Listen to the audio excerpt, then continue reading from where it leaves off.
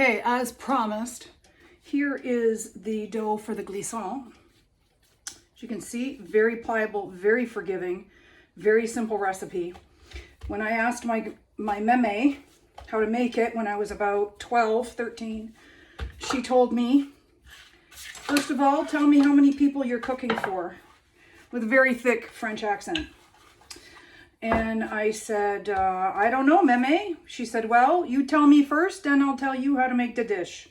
And from there, I finally narrowed it down to the number of people in my family. And she said, okay, you take 1 chicken. Then when you get to the dough, you take 1 cup of flour and 1 egg for every person, a pinch of salt, and then you make it until it feels like this. And she squeezed her earlobe. And that's how I make it to this day.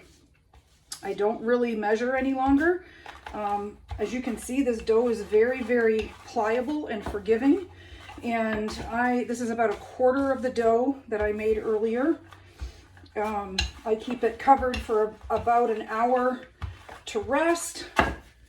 And then I roll it out to about a 1/4 inch less in thickness, 1/8 of an inch maybe. And then I'm going to cut it into squares, and you can see I have a bunch of squares right here. These are going to be the glissant, which means slippery. At least it does where I come from.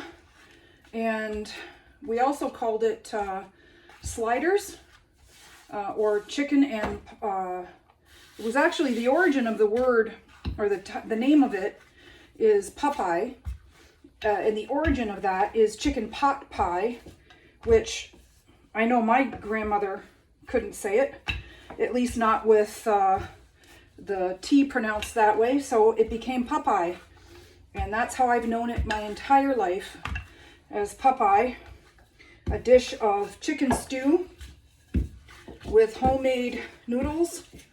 And I'm about to roll them out. I can remember being a young child and cutting these and just practically begging to get up to the table to be able to do this, what I'm doing right now. And then standing next to the stove on a stool, which probably would elicit the Child Protective Services nowadays, as I dropped the noodles into the boiling pot of water. So yeah, it was something I love to do. I begged my meme to let me do it. So for those of you who are gasping, clutching your pearls, just get over yourself. This dish is rustic. I learned how to cook probably before I learned how to do a lot of other things. And you can see how simplistic these noodles are. There's nothing fancy about them.